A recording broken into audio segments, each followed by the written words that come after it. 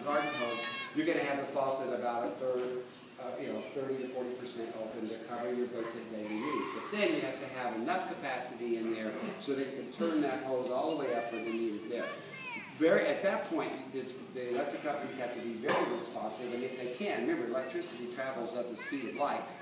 If my cost in Wisconsin of generating power to deal with that peak load is poor, if I can't respond to that quickly, as many of the eastern and southern states can't, then if that electricity is generated in a grid, it can be moved in mass, volume by volume, and the price of electricity during peak load can be 4, 5, or even 10 times as much as the cost of electricity under normal use. So if we have it makes perfect sense. I'm not criticizing the utility companies for coming up, with this proposal, because if you can have a super grid of lines in effect that is placed on top of it for regional transfer, right? And then that's right. It makes sense. My question is, my concern at this point is, we as public, we as citizens need to know what the larger plan is for this. And is this a part of a regional plan? They say in the literature that it will improve reliability on a local and regional level. And I asked them today in the meeting, as I'm sure some of you did, what do you mean by a regional? What are we saying? And they go, well, it's all connected together. It's all kind of whatever. And we're saying, yeah, you're right. It's connected together, so let's see where the connections are. Let's see what the demand is. If we're going to be improving reliability, to use the garden hose analogy, if we can water our state with electricity and use a 5/8" hose, we're going to be paying for the cost, and we know that's 10% right now. We've spent over $1 billion in transmission in the state of Wisconsin from 2008 to 2010, 2002 to 2008. A little over $1 billion. And as a result, we have, the PSC will say in their own report, the highest residential electric rates in the Midwest, largely because of, due in large part to the expense of the transmission lines that are already on our bill. Okay? So if we're going to be building more lines, we're going to be adding to that. And the curious thing about why they're expensive, they say $425 million, or let's call it $600 million to include the CapEx 2020 in there. That's a lot of money. Granted, the problem is that I mentioned it earlier. What about the finance part of that side? Now, electric companies don't have a lot of equity right now. Why? Because their product is moving they're not growing at a fast rate.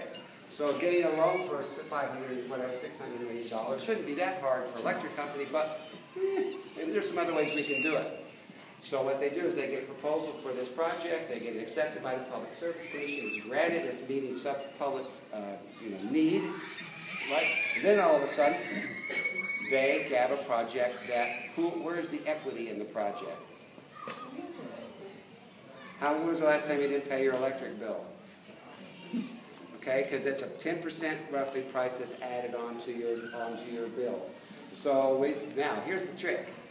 10% doesn't sound like a lot, but like a mortgage, it's not just 1 month, it's not just a year, it's 20 to 40 years of the duration on the mortgages.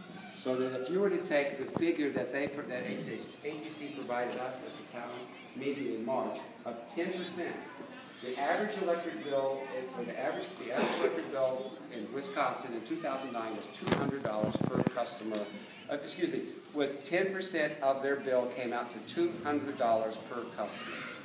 So the average electric customer in 2009, 10% of the bill that they paid was $211. Okay? So, now, the trick is, 20 years, 40 years, how long is the amortization rate on that? So that means 30 years later, we would end up paying $6,000 for the transmission lines that had been built between 2010 and 2008. All right, looking forward, right? And that comes just... What? Only ATC customers? And we will pay. That's a very good question. Another angle that we need to pursue because we actually need to be having this dialogue about these expenses with 2020 with Dairyland and stuff because we're not in the same service area. The basic principles are established by the federal government 2000 Act, 2000 Energy Bill and 2005 transmission rate structures and so forth. So it'll be very comparable, but there's a little technical thing in there, yes. Because our land, Bertie County, part of Monroe County are not in ATC service areas, so the charges would go on the CapEx 2020 line and not the Badger Cooley line. But the number of 7 to 10% is pretty much standard. That's where we stand. So and yes, and it can be shared. There's that's a bunch of questions there. Where does Excel? For the first time ever, I've heard their name mentioned in connection with this. Well, those are